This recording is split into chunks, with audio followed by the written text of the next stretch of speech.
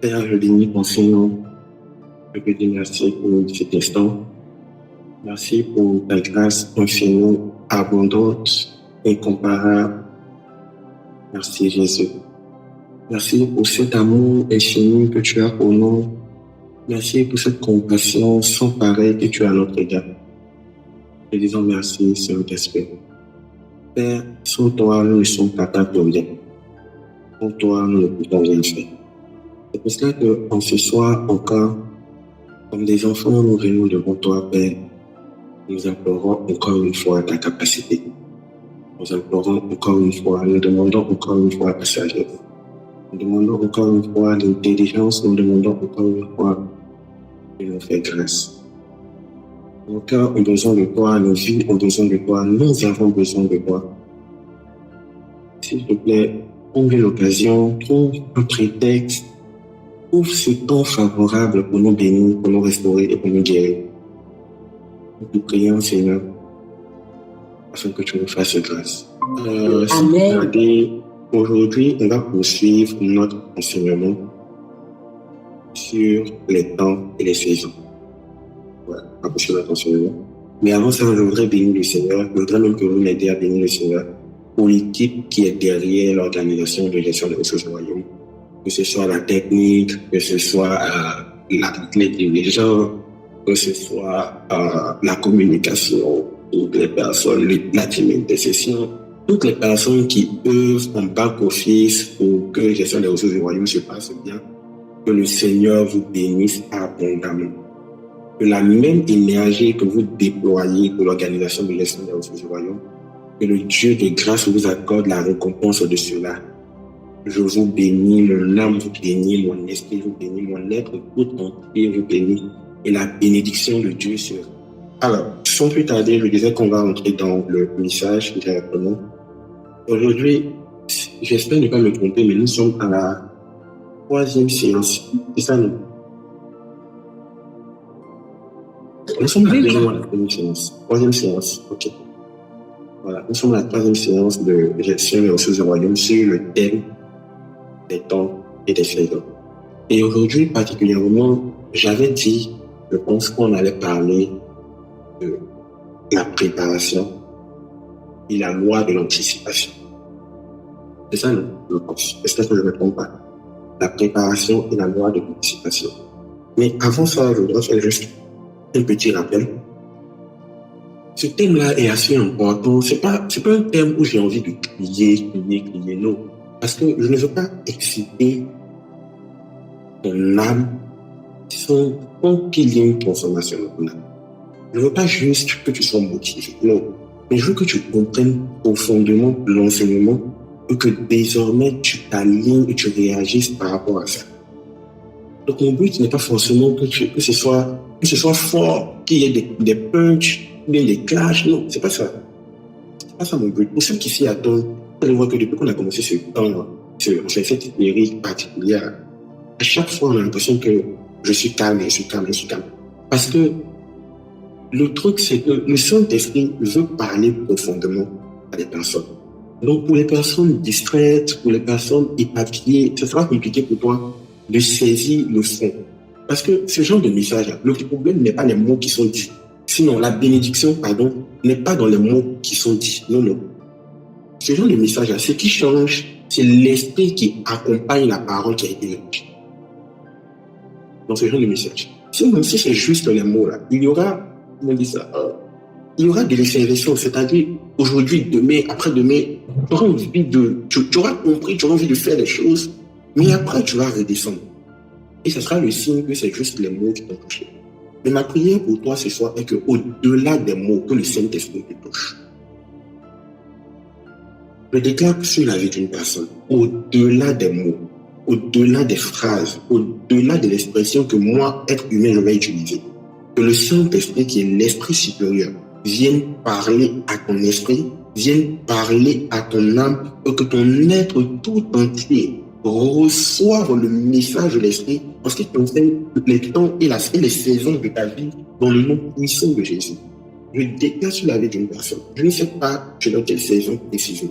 Je ne sais pas tu es dans quel temps de ta vie, mais je déclare particulièrement, le Saint-Esprit a déclaré sur les personnes qui ont l'impression d'être bloquées dans leur vie.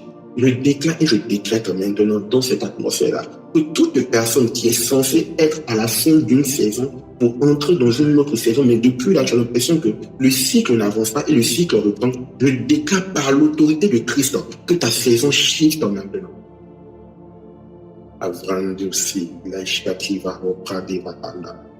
Ini kantos kativa lira okapata.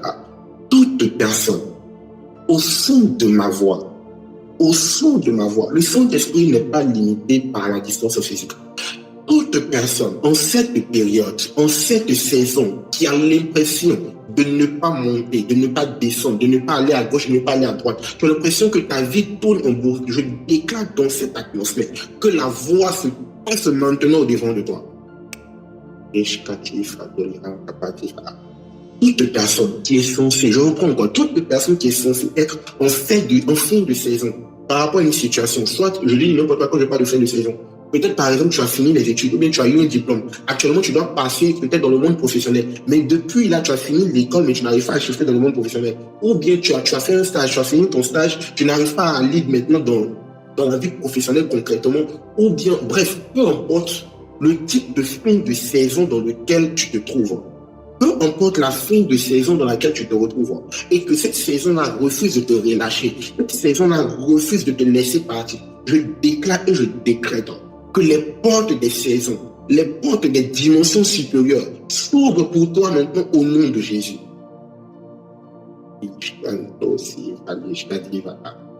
Que les gardiens des portes entendent ma voix.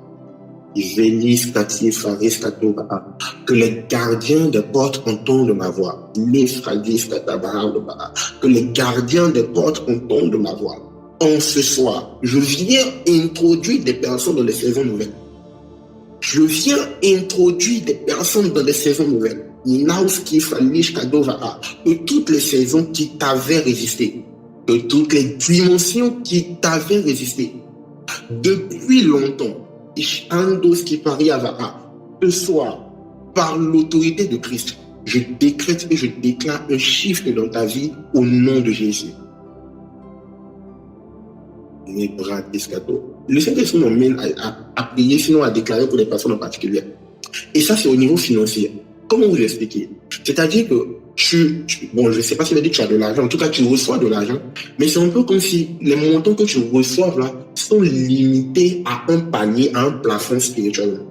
Ishandozi, Velira Kautis, Kapaliva, Meliando, Gari de Valiato, Sifantaragaba, Etariati, Iskita on la Vali Shefa Toraba, Lalifa, Taun de Lepradis, Kipalagofa. Prêtez oreille à ma voix. Que mes paroles deviennent oracles. Et que mes paroles deviennent instructions. Et que vous exécutez maintenant. Balance, transparence, gardien des portes. En ce soir, je viens déclarer sur la vie des personnes. Que leur niveau financier qui était bloqué, maintenant, que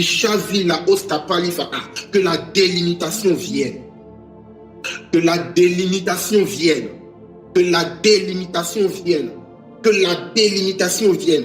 J'annonce une fin de saison pour annoncer une nouvelle saison. Je déclare une fin de saison pour annoncer une nouvelle saison. Pour vous qui touchez le 1000, vous touchez maintenant le million. Pour vous qui touchez le million, vous touchez maintenant les centaines de millions. Pour vous qui touchez les centaines de millions, vous rentrez maintenant dans les milliards. Ivelis Kanto Pradiva. Merci Père quand tu le fais. Je déclare que le monde des esprits, que les circonstances, que les situations, que les activités, que les atmosphères, que les événements désormais s'alignent en votre faveur.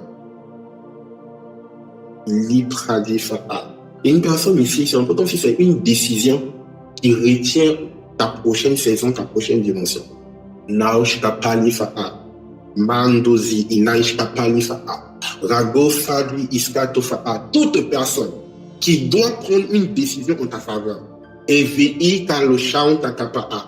évite à la prendre, nebraliste pa'a, ou qui paraissent à la prendre, et fin te lishkadova. Maintenant que les esprits qui ont empêché le roi Assyrus de dormir entrent dans son atmosphère maintenant. Entre dans son atmosphère maintenant, jusqu'à ce qu'il se souvienne de toi, jusqu'à ce qu'elle se souvienne de toi, jusqu'à ce que la décision soit prise en ta faveur. Que la paix ne soit enlevée, que le sommeil les quitte, que la tranquillité les quitte, qu'ils soient troublés jusqu'à ce qu'ils se souviennent de toi. Merci, Saint-Esprit. Merci, Saint-Esprit.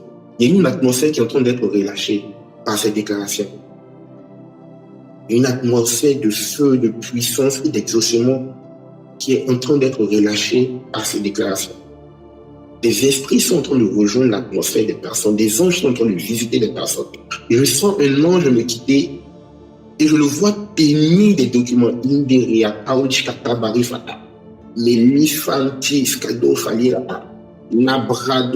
Ce soir, le Seigneur va faire shifter des personnes.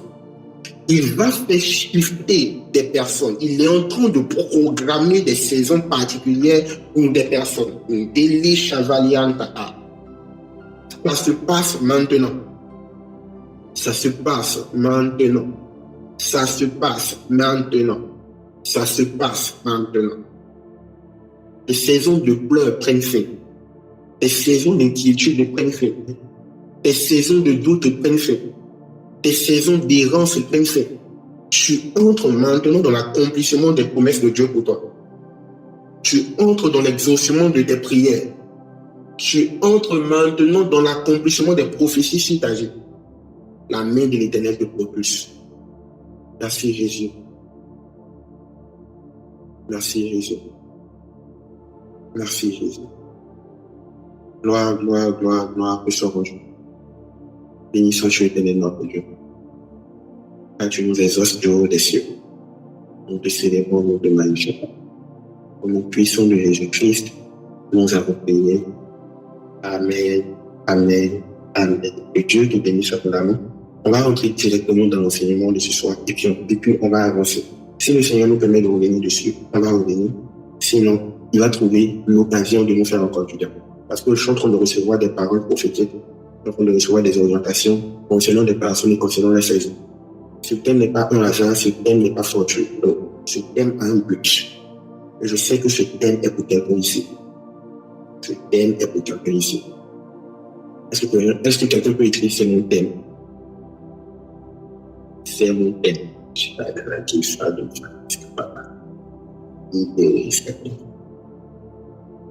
Alors, sans plus tarder, on va prendre la Bible.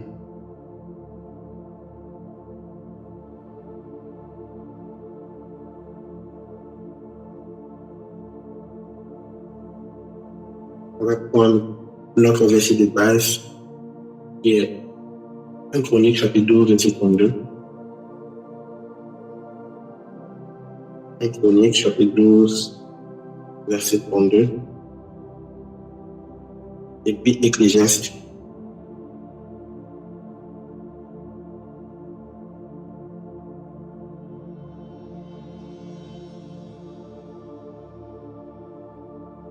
Chronique chapitre 12, verset 32 dit ceci. Les fils d'Issachar, ayant l'intelligence des temps, pour savoir ce que devait faire Israël, 200 chefs et tous les chefs sur les autres. Ecclésiaste chapitre 3, verset 1.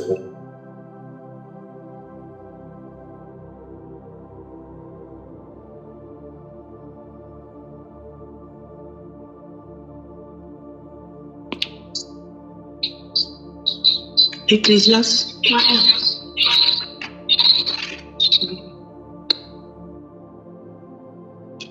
1. Ecclésiaste chapitre 3, verset 1. Il y a un temps pour tout, un temps pour toute chose sous les cieux. Merci. On va enfin prendre Genèse chapitre 15, verset 5.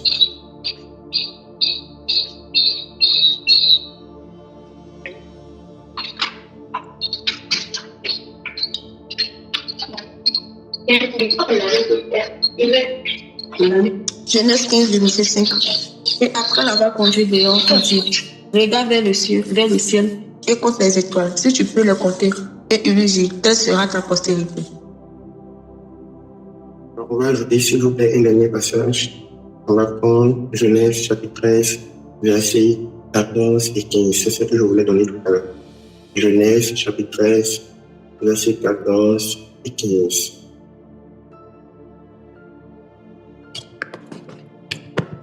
Genèse chapitre 13, le verset 14 à 15.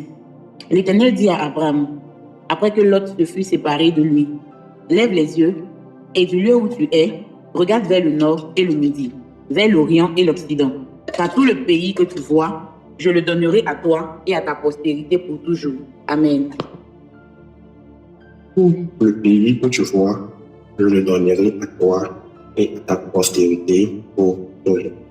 Voilà, merci Saint-Esprit. Saint-Esprit, donne-nous le message, écoutez. Merci Saint-Esprit. Alors, nous parlons des temps et des saisons.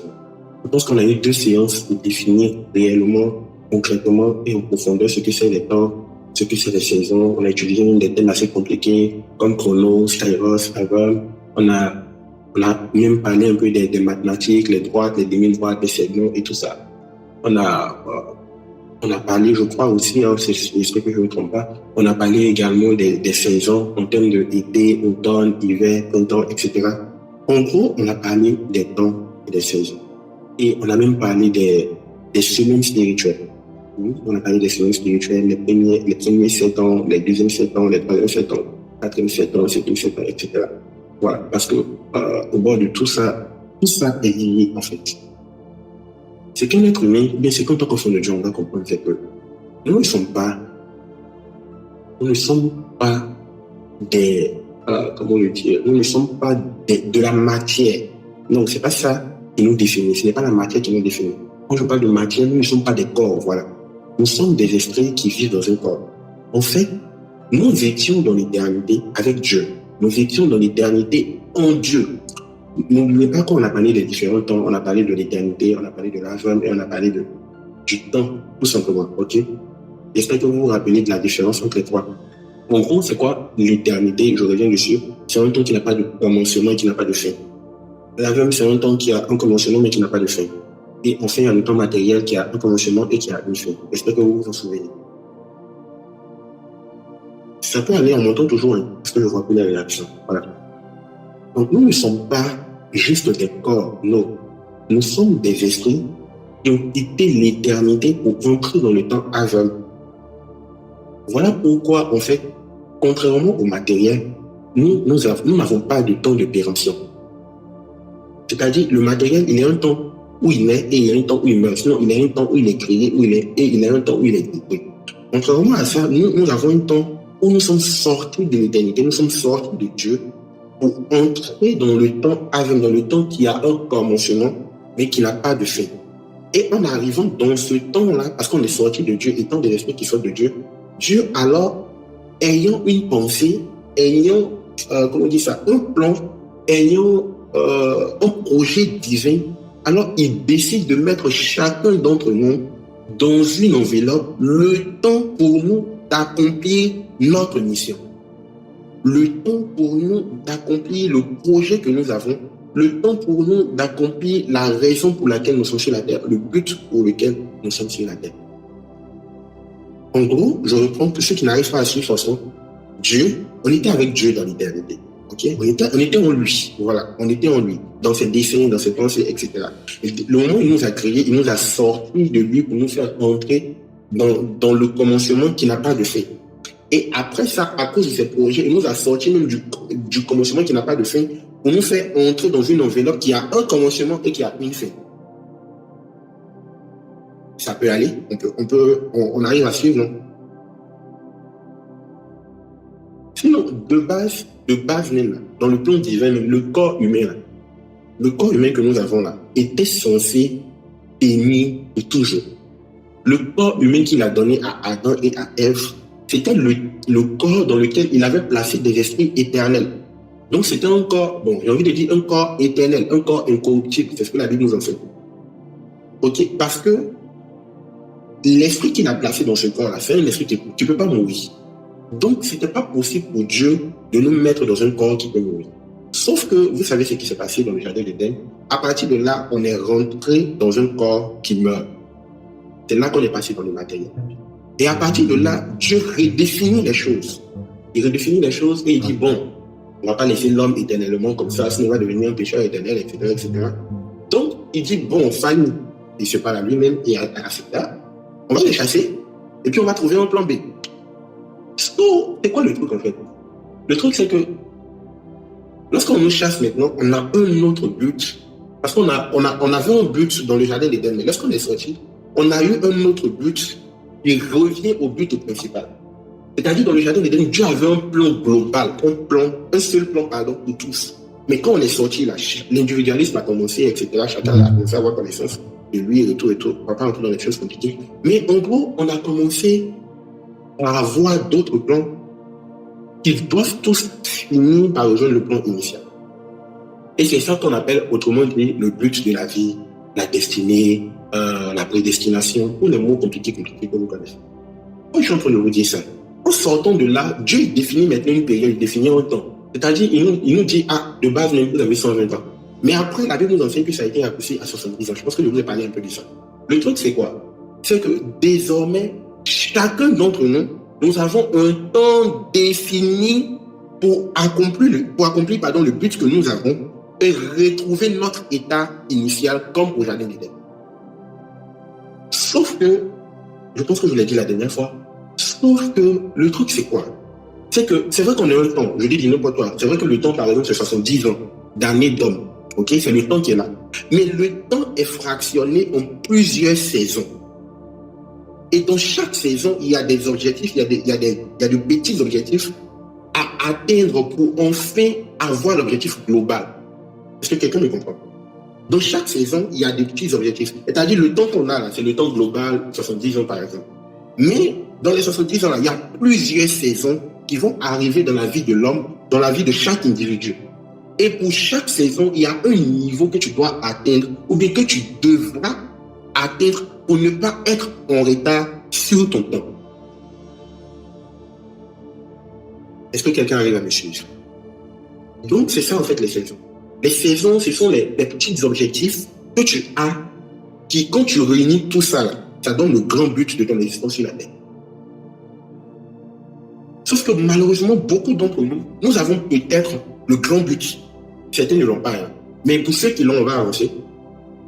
Il y en a, ils savent ce qu'ils veulent faire dans la vie. Peut-être qu'on vous a déjà prophétisé ce que tu seras dans la vie. Peut-être que tu as déjà développé ce que toi-même tu veux dans la vie, tu as déjà développé ça dans ton esprit. Tu as déjà rêvé à ça, peu importe. En tout cas, tu as déjà l'information. Mais le truc, c'est quoi? C'est que c'est le grand but. C'est-à-dire que, quand on dit, n'importe quoi, Adjoa a vécu sur la terre pendant 70 ans. À la 70e année où Adjoa va mourir pour quitter sur la terre, Adjoa doit repartir aussi en disant, Seigneur, j'ai bâti 4 entreprises, j'ai employé 200 personnes, j'ai converti 30 personnes, j'ai aidé 800 personnes, etc. Voilà le bilan de Adjoa à ses 70 ans. Elle va arriver devant Dieu. Sauf que pour que Adjoa puisse faire ce bilan-là, par exemple, Adjoa à 30 ans doit déjà être dans un état, peut-être à 30 ans, Adjoa doit d'abord être cette personne-là qui fait gagner les âmes déjà. Pouvoir gagner peut-être ses 50 ou ses 30 âmes à ses 70 ans. Maintenant, imagine Adjoa, dans cette période-là, se concentre beaucoup sur les études. Parce que Adjoa se dit, moi, je dois construire mes 4 entreprises. C'est la prophétie qu'on m'a donnée. Je dois construire 4 entreprises et je dois employer 800 personnes. Et Adjoa se concentre sur les études. Ce qui n'est pas mauvais, c'est très bien.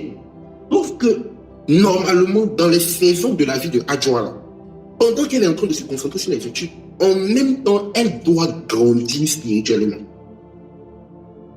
En même temps, elle doit évoluer spirituellement. Pour que qu'elle arrive à 30 ans, pour qu'elle arrive à 35 ou bien à 40 ans, là, elle a le niveau en même temps de chef d'entreprise, mais en même temps d'une gagneuse d'âme, de quelqu'un qui va dépouiller les enfers. Est-ce qu'on se comprend? Et comment ça va se passer? Le truc, c'est quoi? C'est que, vu que Adjo a négligé peut-être sa croissance spirituelle, et puis Adjo a continué avec les entreprises et tout, peut-être à ses 40 ans, elle va avoir les 4 entreprises que toi après. Mais qu'est-ce qui se passe en général? Il se passe que, à 50 ans, par exemple, il devait peut-être avoir des personnes que Adjoa va aider, que Adjoa va convertir à Christ. Et que parmi ces personnes-là, Adjoa va embaucher peut-être 1 ou 2 personnes dedans, parmi les 30 là. Elle va embaucher 1 ou 2 personnes. Et ces personnes-là seront désormais le pilier de son entreprise. Et il y aura expansion de son entreprise. Sauf que, comme Adjoa n'a pas réussi à convertir ces 30 personnes, les 2 personnes qui devaient convertir, qui devaient rentrer dans sa mission, ne vont pas rentrer. Donc, à 50 ans, par exemple, l'entreprise commence à avoir des problèmes. L'entreprise commence à avoir des problèmes financiers, des problèmes d'organisation. Donc, finalement, Adjoa, ces 4 entreprises, peut-être, elle a réussi sa vie professionnelle. Mais qu'est-ce qui se passe? Vu que les 30 personnes, elle n'a pas pu les convertir, elle n'a pas pu les aider. Les 800 personnes, par exemple, qu'elle devait soutenir financièrement, soit des orphelins, des hôpitaux, à qui elle devait faire des dons régulièrement, par-ci, par-là, tout le long de sa vie, là, elle ne pourra pas. Parce que son entreprise ne va pas bien. Donc, finalement, Adjoa continue sa vie dans tout ça, dans le stress, dans les complications. Et un jour, Adjoa meurt. Elle a 70 ans, elle est morte. Nous, au quartier, on regarde Adjoa. Adjoa, c'est une bosseuse, hein? Ouais. Elle a fait 4 entreprises, elle seule. Elle avait 200 personnes sous elle. Nous, c'est ce qu'on regarde au quartier. C'est ce qu'on voit toujours au quartier. C'est pas petit technique. Est-ce que tu vois même? Elle avait jusqu'à 200 employés. Elle avait jusqu'à 4 entreprises. Elle était PDG, elle seule. Sauf que le truc, c'est que quand Adjoa va arriver au ciel là-bas, quand Adjoa va présenter ses 4 entreprises, ses 2 employés, tu vas lui dire, oui, mon enfant, c'est bien. C'est très bien. Mais où est le reste? Le Seigneur, quel reste? Le Seigneur va dire, mais et les orphelins qui sont morts de faim? Et les personnes dans les hôpitaux qui sont mortes de faim? Et les personnes qui avaient des problèmes d'argent que tu n'as pas pu aider? Il va dire, mais Seigneur, toi-même tu sais que mon entreprise n'allait pas bien, non? C'est pour ça qu'il n'y a pas pu les aider. Toi-même tu sais, Seigneur, que je ne suis pas méchant. Je ne suis pas méchante, pardon, on parle d'Adjoa. Je ne suis pas méchante. Tu sais, toi-même tu sais, Seigneur. Offrande, il fait à l'église. Digne, il fait. Cotisation à l'église, il fait. À chaque fois que je peux, là, Seigneur, toi-même tu sais que je fais.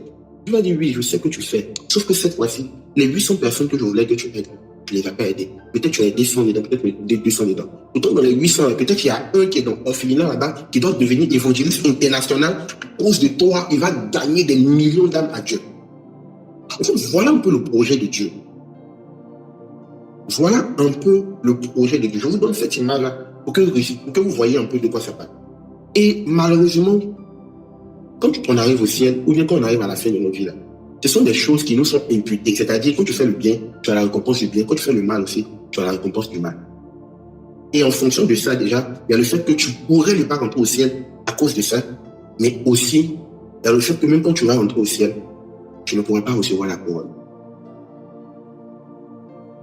Pourquoi? Parce qu'il y a une saison de ta vie qui a été manquée. Si on revient un peu dans l'histoire de Adjoa, tu vas voir que peut-être à ces 30 ans-là, pas parce qu'elle ne voulait pas évangéliser, pas parce qu'elle ne voulait pas gagner des femmes, mais parce qu'elle n'avait pas trop le temps de méditer sa Bible. Elle n'avait pas trop le temps de lire sa Bible. Elle n'avait pas trop le temps à passer avec Dieu. Donc finalement, qu'est-ce qui lui arrive? Quand elle est devant les gens qu'elle doit mener à Christ, elle sait pas, elle va aller dire quoi? C'est pas qu'elle veut pas, hein, mais elle sait même pas. Où est Ronto? Elle dit quoi? Elle sait pas. Souvent même, elle veut les aider, mais elle sait pas. Pourquoi? Parce que le temps de la préparation, où elle devait se plonger dans les Écritures, où elle devait se plonger dans sa relation avec Dieu, ce temps-là a été manqué. Aujourd'hui, je suis venu parler particulièrement à un enfant de Dieu. C'est bien de savoir qu'on a un temps sur la terre. C'est encore bien de savoir qu'il y a des saisons pour chaque temps. Mais ce qui est mieux, c'est de préparer les temps et les saisons. Parce que chaque saison a ses critères, chaque saison a ses caractéristiques, chaque saison a ses particularités, chaque saison a ses exigences. Chaque saison de ta vie va te demander quelque chose. Et le problème de beaucoup d'entre nous, fait qu'on veut rentrer dans une saison de notre vie avec les critères de la saison précédente, ce qui n'est pas normal. On va prendre le cas de la Côte d'Ivoire. En Côte d'Ivoire, on a quatre saisons. La petite saison de pluie, c'est ça, non? La grande saison de pluie, la petite saison sèche, la grande saison sèche, je ne sais plus comment on appelle ça. Excusez-moi si je me trompe, mais je pense que c'est un truc comme ça. Mais si vous avez la ref, envoyez ça dans les trucs, je vais rectifier. En gros, c'est quoi? C'est-à-dire, par exemple, bon, c'est vrai que le climat a beaucoup changé. Mais en Côte d'Ivoire, de base, nous qui sont censés que, vous verrez, à partir de juin, comme ça, jusqu'à juillet, il pleut fortement. Ok? Nous tous on sait que de base, j'ai dit de base, dans la période de février jusqu'à peut-être avril, peut-être mai souvent, il fait chaud. Il fait tellement chaud. Ok? Donc imagine en fait une personne, je dis n'importe quoi. Tu travailles, on va prendre l'exemple de tu travailles, ou bien tu es à l'école. Ok? Quand c'est dans la saison sèche, tout ce que tu as à faire, c'est de t'habiller tranquillement, tu portes tes chaussures, ou certains c'est ta tête qui porte, tu t'habilles en flex, et puis tu t'envoies au travail, même tu t'envoies à l'école tranquillement. Mais quand tu entres dans la saison de pluie, qu'est-ce qui se passe? C'est vrai que tu t'habilles toujours, mais tu ne t'habilles plus de la même manière pour sortir. Maintenant, pourquoi je suis en train de dire ça? Regardez bien. Toute personne qui, en saison sèche, n'a pas préparé la saison de pluie, quand le temps de pluie va arriver, là, vous allez voir que ces personnes-là seront incapables d'aller au travail ou bien d'aller à l'école. Qu'est-ce qui se passe généralement pour ceux qui n'ont pas préparé les saisons de pluie? Pour ceux qui n'ont pas préparé les saisons de pluie quand ils sont à l'école ou bien quand ils sont au travail? C'est que tu arrives en retard au travail, tu n'as pas de parapluie pour aller à l'école, tu n'as pas les chaussures adaptées et finalement, tu rates les cours ou bien tu manques des moments au travail. Est-ce qu'on se comprend? Maintenant, imagine, je me rappelle comment je composais au BPC, c'était une saison de pluie. Oui, BPC c'était une saison de pluie. Maintenant, imagine un enfant ou bien un étudiant, un bachelier, un, je sais pas, BDC1, qui n'a pas préparé la saison de pluie. Personne n'a préparé la saison de pluie autour de lui. Ses parents, rien. Aujourd'hui, c'était la saison sèche. Demain, on rentre dans la grande saison de pluie. Actuellement, il est 22h. Demain, tu dois aller composer. Dites-moi, est-ce que cet enfant-là, il pourra y aller? Et même s'il va, est-ce qu'il pourra y aller à temps? C'est pas possible. Et c'est ce qui arrive à beaucoup de personnes. Et c'est ça qu'on appelle manquer la saison. Il y a plusieurs personnes qui sont au bord de leur prochaine saison, mais qui sont en train de manquer cette saison-là. Pourquoi? Parce qu'ils veulent entrer dans cette nouvelle saison avec les critères et les caractéristiques de l'ancienne saison.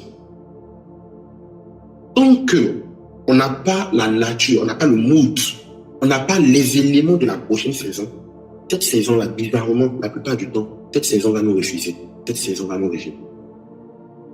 Et ce soir, sans trop m'attarder, je voudrais qu'on parle d'un sujet qui permet d'entrer pleinement dans une saison. Et si je dois donner un sous-thème, ou bien si je dois donner un thème, je dirais, qu'est-ce que tu vois? Qu'est-ce que tu vois? Est-ce que quelqu'un peut écrire, qu'est-ce que tu vois? Qu'est-ce que tu vois? Est-ce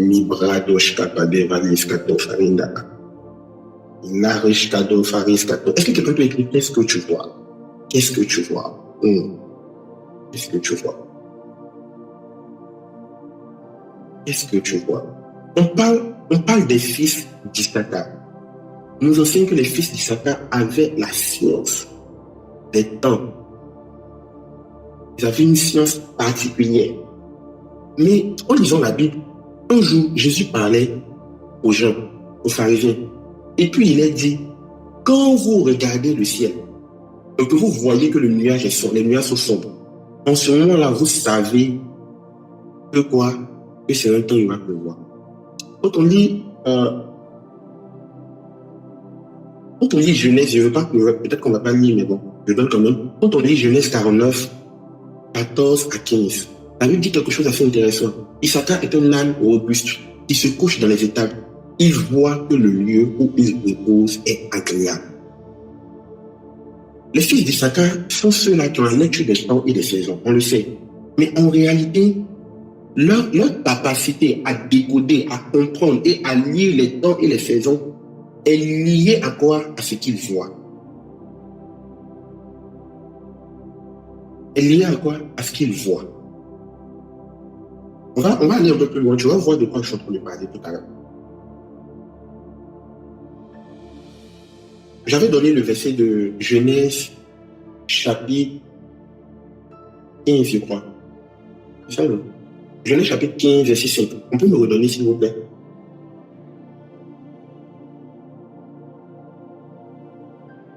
Genèse chapitre 15, le verset 5.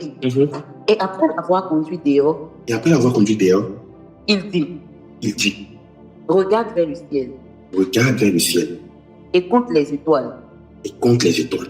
si tu peux les compter. Si tu peux les compter, Et il lui dit, et il lui dit, telle sera ta postérité. Amen. Amen.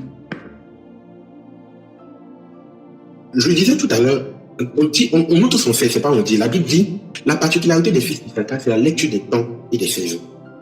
Et comme eux, ils connaissaient, ils comprenaient les temps et les saisons, ils arrivaient à faire les bonnes choses au bon moment. Et aujourd'hui, je suis en train de dire que l'élément principal qu'on va voir pour entrer dans la bonne saison, bien pour comprendre les temps et les saisons, ça sera ce qu'on voit. Qu'est-ce que tu vois? Vous allez voir que pour connaître, pour savoir s'il va pleuvoir, s'il ne va pas pleuvoir, la plupart du temps, tu regardes où? Tu regardes le ciel. Ou bien? Très bien. Quand tu veux savoir, tu es dans quel genre de temps. Genre, il fait quelle heure même, par exemple, tu as à quel moment de la journée, tu as à quelle période de la journée. Tu sais quoi? Tu regardes le ciel. Tu prends tes yeux et puis tu lèves la tête. Tu regardes le ciel. Une chose que vous devez savoir. Toute saison de votre vie va s'annoncer quand vous allez commencer à voir. Il y a des saisons qui sont déjà là, il n'y a pas de problème. C'est là, mais ça ne va jamais s'annoncer dans ta vie tant que tu ne le vois pas. Jamais, tant que tu ne le vois pas, ça ne va pas s'annoncer dans ta vie. C'est quand je parle de saison, je ne parle pas maintenant du temps dans lequel tu es, non. Je parle des choses dans lesquelles tu dois entrer, les grâces dans lesquelles tu dois entrer, les dimensions dans lesquelles tu dois entrer, les bénédictions dans lesquelles tu dois entrer. Tant que tu ne vois pas, même quand tu es dans la saison, tant que toi, tu ne vois pas, ça ne va pas arriver. Pas du tout. Je prends un cas simple. Comme une personne peut-être qui est dans la saison du mariage. Tu es dans la saison du mariage. Mais tant que toi, tes yeux ne vont pas voir que tu es dans la saison du mariage, ne vont pas voir que tu es dans la saison du mariage, tu ne vas pas rentrer dans le mariage. Il y en a qui savent, attention, bon, c'est question, on est là pour en parler. Il y en a qui savent que je suis dans la saison du mariage, mais qu'est-ce que tes yeux voient? Il y en a qui savent, je suis dans une saison où Dieu veut me bénir, ça t'en a donné prophétie, on t'a donné des règles, bref. Il y en a qui savent, il y en a qui ont l'information. Mais il y a une différence entre avoir l'information et puis voir l'accomplissement de ces choses. On lit la Bible parle d'Abraham et de Dieu. Leur relation a commencé depuis un bon moment. Dieu lui a déjà donné les informations. Plusieurs fois, Dieu lui a donné ces informations.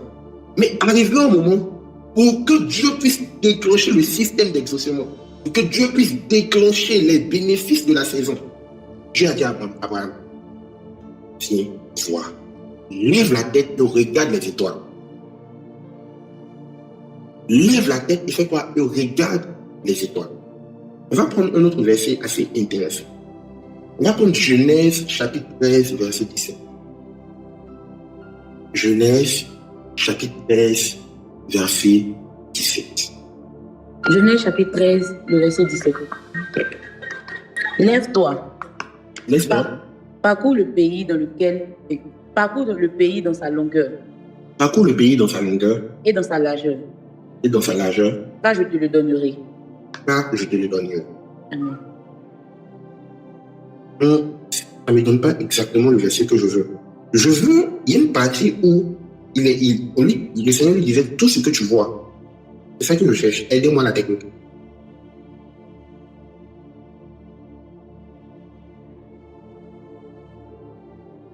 Le verset 15. Oui. Car tout le pays que tu vois, tout le pays que tu vois, je le donnerai à toi. Ok. Et à ta prospérité pour toujours. Merci. Voilà, c'est ce que j'avais donné comme verset. 13, 14, 15, c'est ça, non? Oui. Genèse chapitre 13, verset 14 et 15. Merci.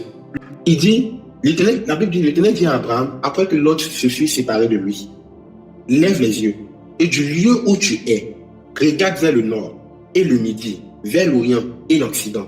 Car tout le pays que tu vois, je te le donnerai à toi et à ta postérité pour toujours. Est-ce que vous savez c'est quoi le problème de ce verset? Le problème de ce verset, est-ce que vous savez c'est quoi? Dieu lui dit, tout le pays que tu vois, je te le donne. Donc ça veut dire quoi? Abraham, tout ce que tu ne vas pas voir, je ne te donne pas.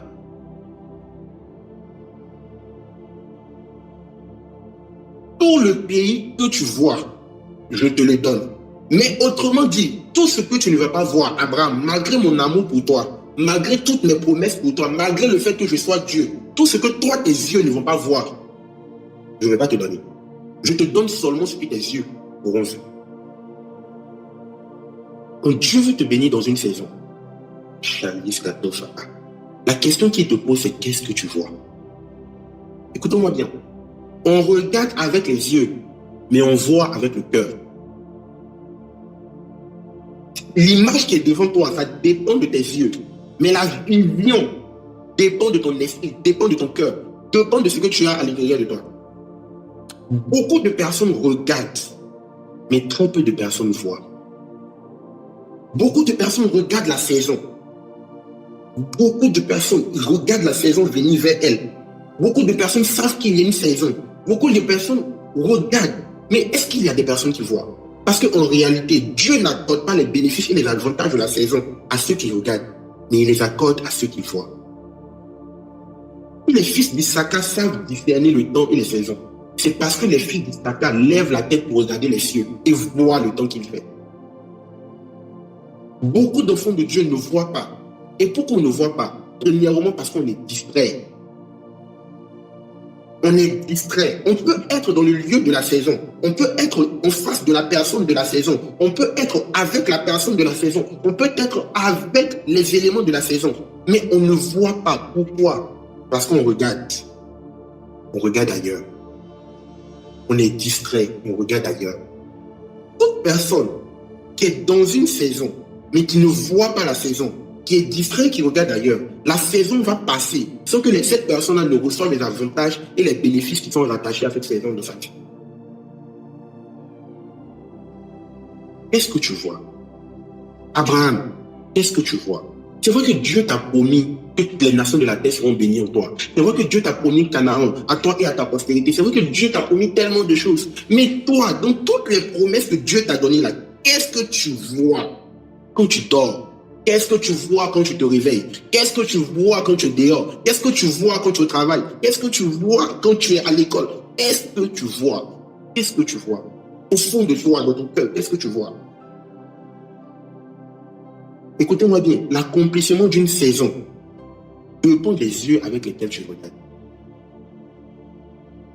Beaucoup sont dans de bonnes saisons, mais ils regardent avec les mauvais yeux. On le mauvais regard, on le regarde distrait, on le regarde ailleurs. Est-ce que vous savez que nos yeux physiques ont un angle d'un peu plus de peut-être 190 degrés, peut-être même 220, je dirais. 220 degrés. Bon, ça, pour ceux qui n'ont pas fait mathématiques, vous allez m'excuser, je ne sais pas comment on peut vous expliquer ça. C'est-à-dire que ton œil peut voir, tes deux yeux là, quand ils sont sur ta tête là, ils peuvent voir jusqu'à peut-être un peu au niveau de... Quand tu mets tes deux mains vers tes oreilles, de façon plate comme ça là, tu sens que tes mains arrivent à voir tes deux mains. C'est à peu près le degré qu'elle a. 220 degrés, je pense. C'est pas grave pour ceux qui ne comprennent pas. Mais on va avancer. Ce que je suis en train de dire, c'est quoi?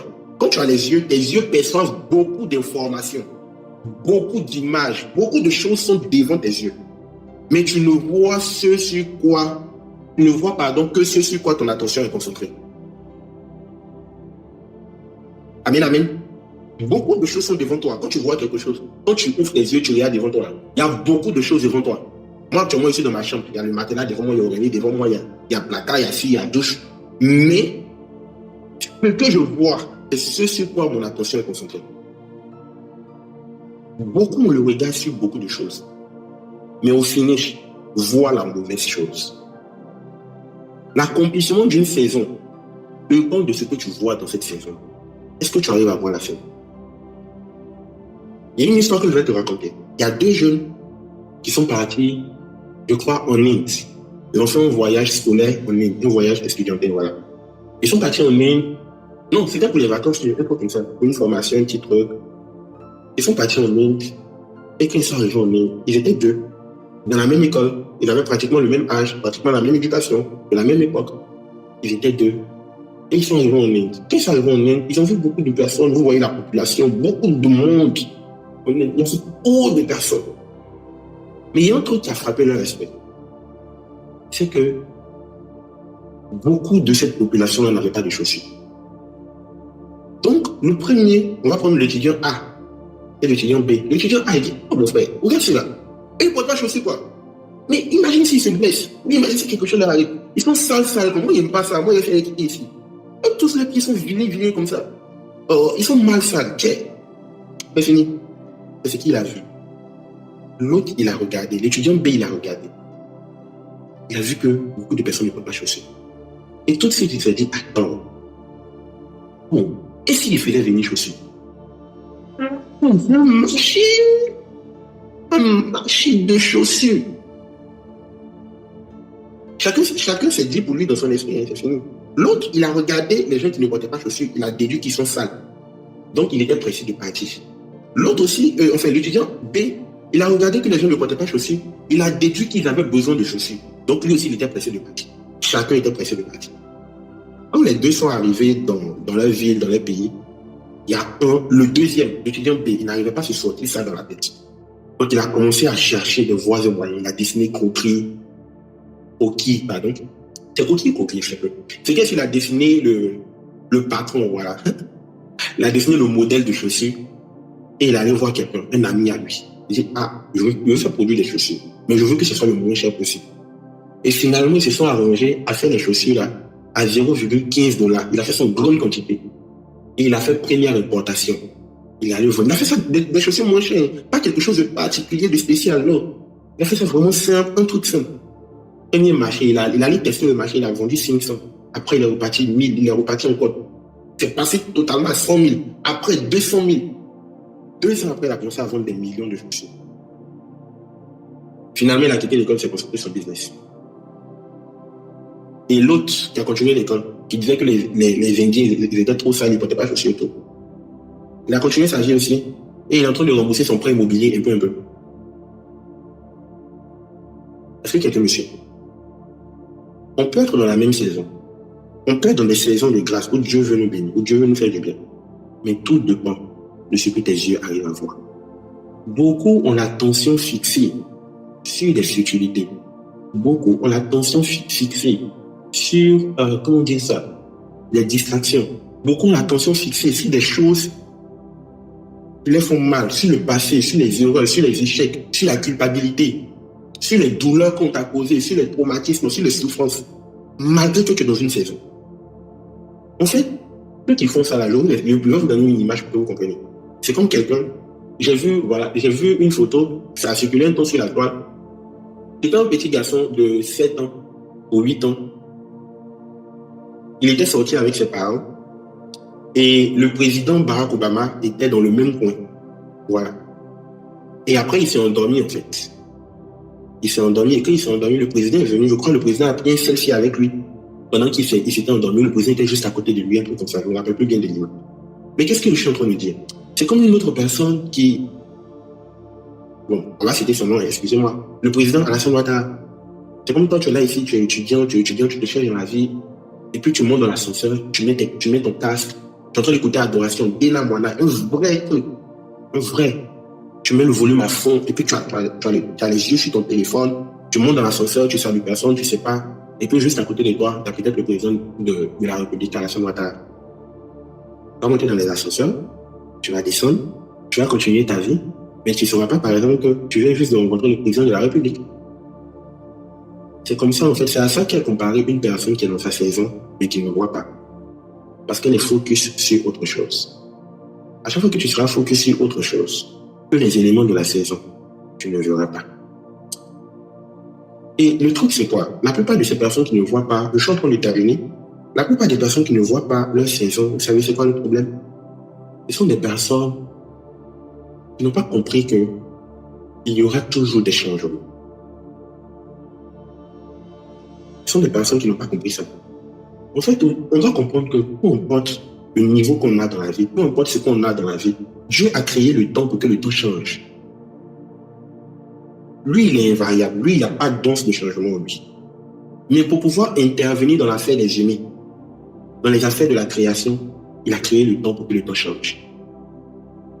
C'est pour cela que peut-être une personne qui était triste hier, aujourd'hui, tu peux être heureuse. Une personne qui était pauvre hier, dans 2 semaines, tu peux être très riche. Une personne qui était malade hier, dans 1 semaine, tu peux être en bonne santé. Tu avais mal de tête hier, aujourd'hui, tu n'as plus mal à la tête. C'est ça l'influence du temps. Ça permet à Dieu de changer les choses. Sinon, imagine que tu es dans l'éternité et que tu as mal à la tête. Si tu as mal à la tête dans l'éternité, tu auras mal à la tête pour toujours. Est-ce qu'on se comprend? Voilà pourquoi la Bible nous enseigne que quand on va arriver chez Dieu là-bas, quand on va arriver dans l'éternité et tout, il n'y aura plus de douleur, il n'y aura plus de souffrance. On sera toujours en joie parce que oui, c'est l'éternité, il n'y a plus de variation. C'est pas une histoire d'aujourd'hui, tu étais content, demain tu n'es plus content. Il n'y a plus de variation. Mais pourquoi je suis en train de te parler de ces variations? Parce que peu importe qui tu es dans la vie, peu importe le niveau que tu as dans la vie, il faut que tu comprennes qu'il y aura des changements. Il faut que tu le comprennes. Et ces changements-là, ça dépend de toi. J'ai envie de dire, il y a 4 types de changements. Il y a le changement qui nous arrive. Il y a le changement qu'on provoque. Il y a le changement qui se fait en nous et il y a le changement qui se fait autour de nous. Je vais expliquer ça rapidement. Le changement qui nous arrive là, c'est, par exemple, mes soeurs, tu dors, demain tu te réveilles, il y a un bouton sur ton visage. Un changement vient d'arriver. Le changement qu'on provoque, n'importe quoi. Tu as un bouton ce soir, tu as acheté crème ou bien pommade de bouton, tu as mis chez toi, tu es allé dormir, tu t'es réveillé, le bouton est parti. C'est un changement que tu viens de provoquer. Le changement en toi, tu as dormi aujourd'hui, tout allait bien, demain tu te réveilles, tu as mal au ventre. Voilà un changement pour toi. Le changement autour de toi, par exemple, c'est tu as voyagé, tu es revenu, le monsieur qui faisait cabine dans votre quartier là, on dit il n'est plus là. Ça, c'est un changement. Maintenant, est-ce que je suis en train de plus la comprendre? Je suis en train de comprendre que dans le temps que tu as sur la terre, à chaque fois qu'on va parler de saison, il faut que tu saches qu'on parle de changement. Et à chaque fois qu'il y a un changement, ou bien à chaque fois qu'il doit y avoir un changement, toi, en tant qu'enfant de Dieu, tu dois apprendre à te préparer. Parce que toute personne qui ne se prépare pas au changement finit par subir le changement. Toute personne qui ne se prépare pas que les choses changent, étant sur terre, sur la terre des hommes, tu vas subir quand les choses vont changer.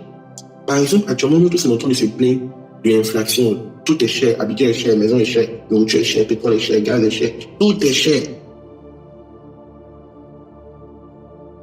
Mais bizarrement, vous avez remarqué que les salaires ne changent pas.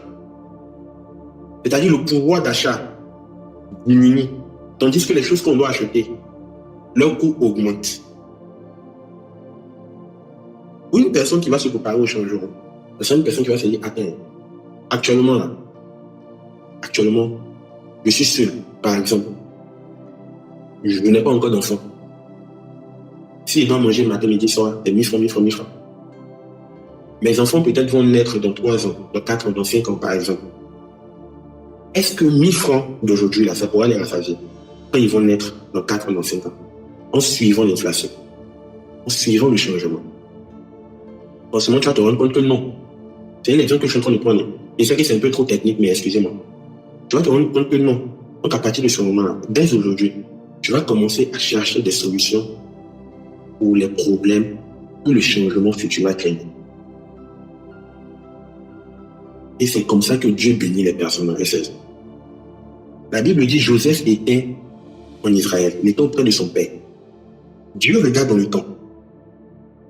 Dieu voit qu'il y aura une famine qui va venir. Dieu sait qu'il y aura une famine qui va venir.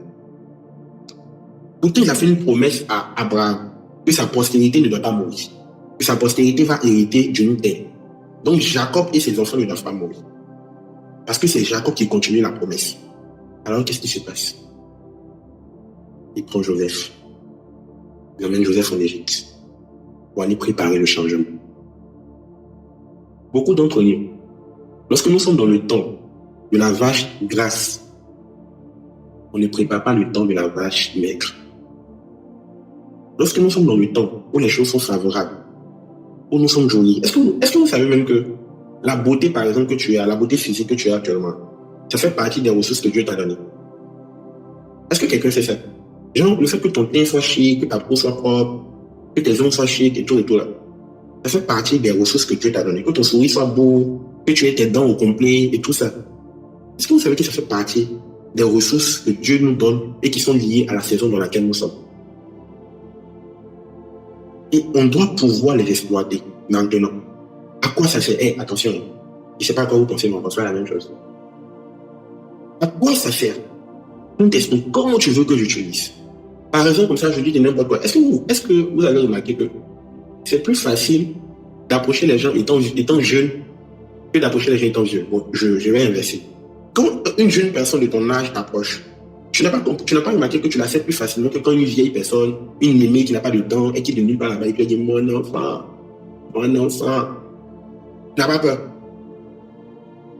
Il y en a qui sont en train de crier le feu, le sang de Jésus sur moi, le sang de Jésus, le sang de Jésus. Pourtant la vieille peut-être elle voulait dire qu'il faut l'aider ou bien elle voulait demander sa route. Qu'est-ce que je suis en train de dire? Elle, à son niveau, par exemple, a fait une ressource qu'elle a perdue, qui est liée à une saison qui est passée. Donc chaque ressource que nous avons, c'est pour une saison.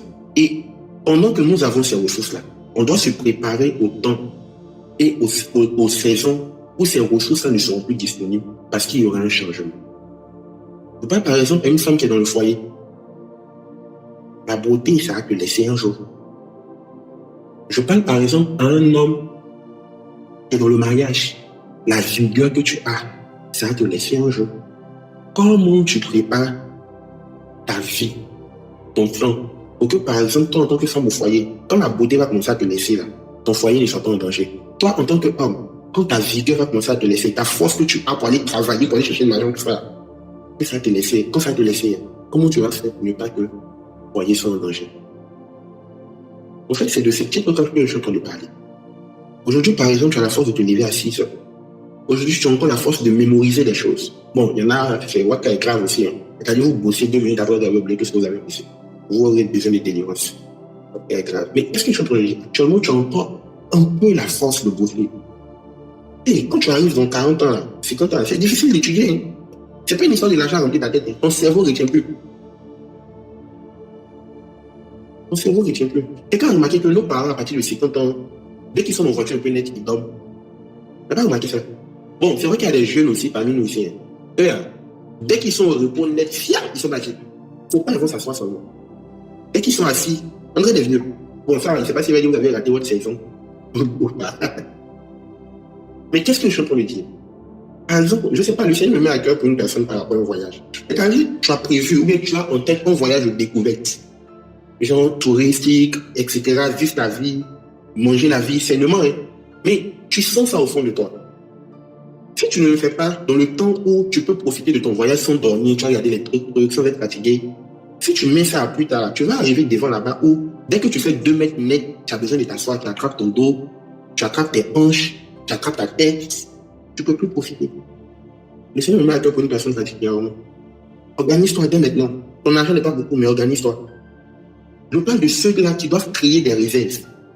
Quand on parle de réserves, j'ai bientôt fini. Quand on parle de réserves, ce sont des personnes qui sont préparées au changement. Par exemple, ça, tu vois ton love actuellement. Hein? Ton love, vous êtes jeune, vous pouvez vous poursuivre dans la maison. Et il parle de ceux qui sont mariés. Même ceux qui ne sont pas mariés, hein? Tu vois la manière où vous pouvez lever. Levez bien. Parce que viendra un temps où vous serez tellement familier que souvent, il ou elle va t'énerver. Et ce qui va te faire tenir, ce sont les souvenirs de vos bons moments qui va te faire traverser la tempête. Parce que quand le changement va venir, c'est ce à quoi tu t'es préparé, la réserve que tu as faite là, c'est ça que tu vas utiliser pour traverser les tempêtes. Mais aujourd'hui, par exemple, on a des jeunes couples. Je ne sais pas pourquoi je suis en train de parler de vous. Hein. Mais ils s'écrivent le matin. Bonjour bébé, bonjour, ça va? Et toi? Oui, ça va. Ok, bye. On a des machines. Il y en a même, c'est bonjour toi. Et bonjour Célestin. Jeune couple. Bonjour, oui, bonjour, ça va? Oui, ça va. Et travail, il t'a dit de faire là. Tu as fait. Oui, il est fait. Tu as fait le dépôt là. Oui, il est fait. Tu as fait ci. Oui, il est fait. Quand vous allez arriver devant la balle, vous serez mal écrit. Mal.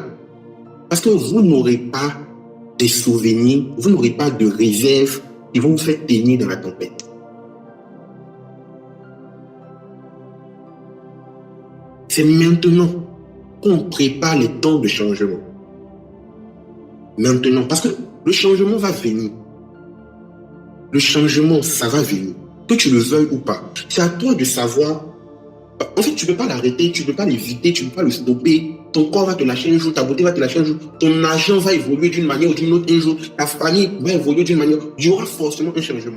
Mais ce que je suis en train de dire est dans le cas où le changement est négatif. Parce que la Bible dit, le malheur atteint souvent le juste, mais le Seigneur l'en délivre toujours. Ça veut dire que le Seigneur ne vit pas que le malheur arrive au juste, non. Il laisse le juste tomber dans le malheur, puis après vient le délivrer. Donc la question que j'ai envie de te poser, pendant que tu es dans le malheur là, comment tu tiens?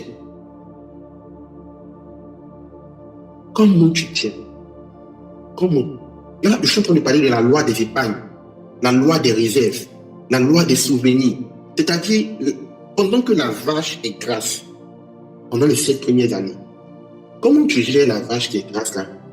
Pour que quand les vaches maigres, les 7 prochaines années vont venir, pour que tu puisses t'en sortir. C'est de ça qu'il s'agit. Et c'est une loi qui s'applique à tout. Ça s'applique aux finances, à la capacité à épargner. Ça s'applique aux émotions. Ça s'applique au travail. Je pense que ça vous a expliqué ça la dernière fois. Ça s'applique à la spiritualité. Est-ce que vous savez qu'il viendra un temps, actuellement tu as 30 ans, tu as 20 ans, tu as 17 ans, tu as 35 ans, tu as 40 ans peut-être même. Tu peux encore te mettre à genoux pour prier. Tu peux encore ouvrir la Bible pour méditer. Tu peux ouvrir tes yeux encore pour méditer. Il viendra un temps, si tu prends la Bible pour regarder dedans, tu as mal à la tête parce que tes yeux ne supportent plus. Tes yeux veulent plus s'ouvrir. Viendra un temps, tu ne pourras même pas te mettre à genoux. Quand tu te mets à genoux, tu sens non, ils sont en train de casser le bois. Ce sont tes os qui sont en train de signaler. Viendra un temps où tu ne pourras plus jeûner. Dès que tu jeûnes un peu net, 30 minutes après avoir pris la décision de jeûner, voilà ton ventre qui t'envoie des signaux. Mais actuellement, pendant que tu as encore la force, pendant que tu as encore le temps, comment tu gères? Aujourd'hui, peut-être tu as encore tes journées, peut-être tu as encore tes soirées pour certains. Peut-être tu as encore tes week-ends pour d'autres. Peut-être tu as encore tes amis, ta famille. Bref, tu as encore des ressources que Dieu t'a données pour un temps. Je parle par exemple, je fais un clin d'œil à ceux qui ne parlent plus aux membres de leur famille. Ta famille est une ressource que Dieu te donne. Un jour viendra où tu auras besoin de cette famille-là. Il n'y a pas de nom. Ils sont tous morts. Et puis c'est en ce moment qui a dit, petit Gasparet, vraiment, il était décidé à aller te parler. Hein? Non. Actuellement, tu as des ressources. Regarde autour de toi. Ouvre les yeux et puis vois ce que Dieu veut te montrer pour la saison. Parce que tant que tu ne vois pas ce que Dieu veut que tu vois, la saison sera gaspillée. Il y en a, ce sont des amis. Dieu te donne des connexions. Toi, un jeune homme comme ça, Dieu envoie une jeune fille pour t'aider à évoluer dans la vie. Tu veux la draguer, tu veux la manger. Pourtant, en fait, c'est une relation amicale que Dieu veut. Parce que plus tard, Dieu va la faire monter. Et puis après, quand tu vas te retrouver en train de chercher un truc, c'est par elle que Dieu va répondre à ton besoin. Mais voilà, si aujourd'hui tu l'as draguée, tu veux lui donner goûter. Et puis dans 7 ans, quand tu auras besoin d'elle, et puis elle va te répondre, tu vas dire non. Il y a un Dieu pour les pauvres. Il y a des relations que Dieu est en train de créer aujourd'hui. Toi, une jeune sœur, Dieu t'envoie un frère, soit de l'église, soit de la communauté. Il t'envoie. Le gars, il vient juste en tant qu'ami. Ou bien lui, il vient te draguer, qui sait? Tu le regardes droit dans les yeux, tu dis, toi là, je ne te vois pas. Tu me regardes là, moi, ici, de ta catégorie. Moi, comme ça, ici, de ta catégorie. Pourtant, c'est une connexion que Dieu est en train de créer. C'est une ressource pour des saisons plus tard que Dieu est en train de créer.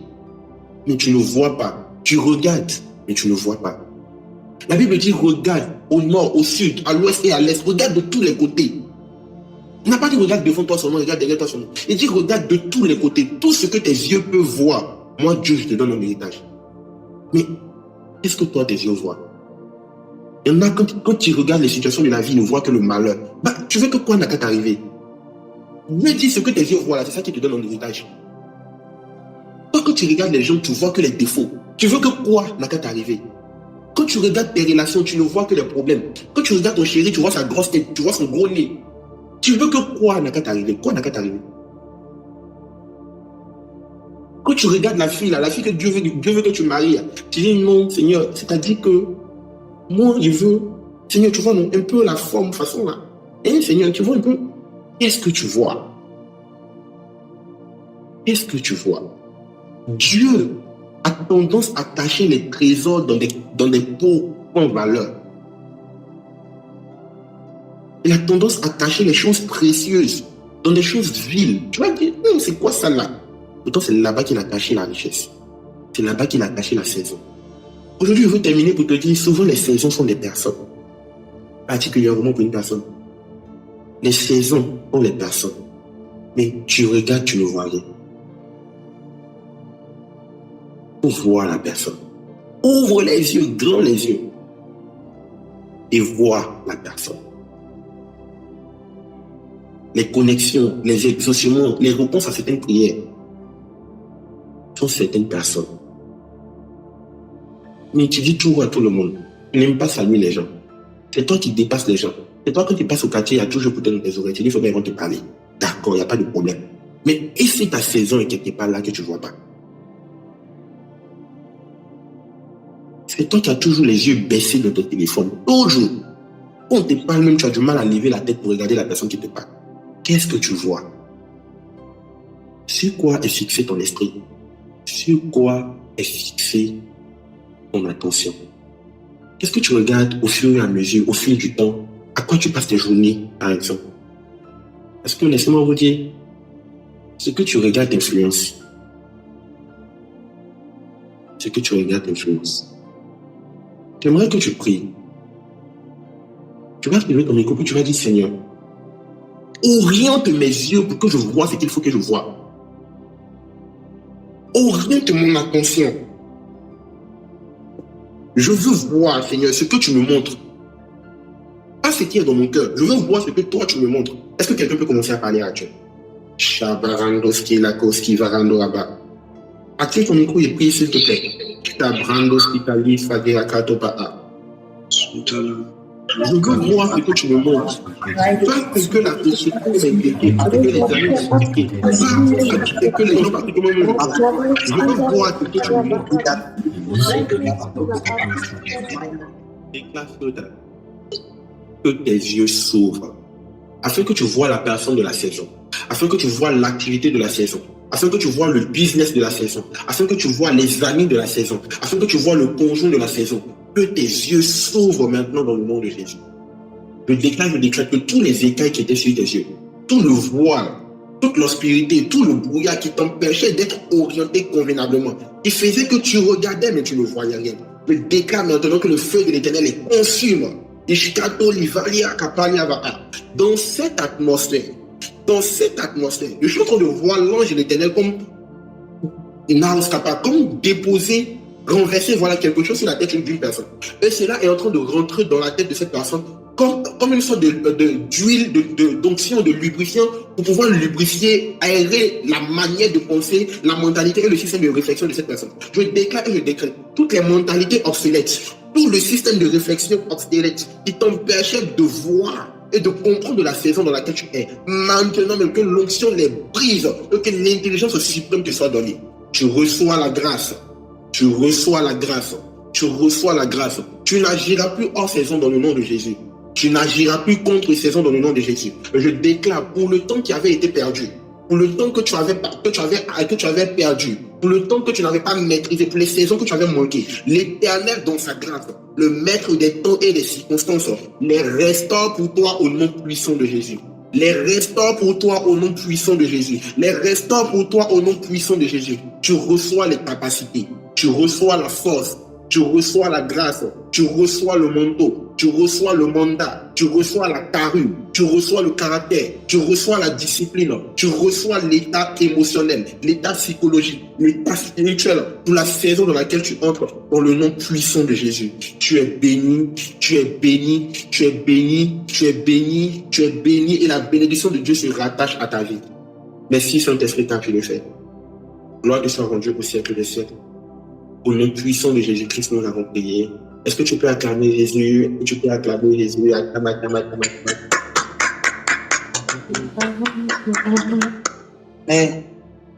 Que le Seigneur vous bénisse abondamment. J'espère que ce moment nous a fait du bien. En tout cas, moi, ça m'a fait du bien.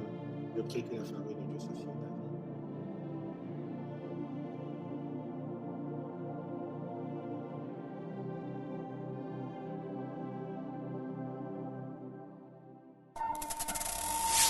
ta vie.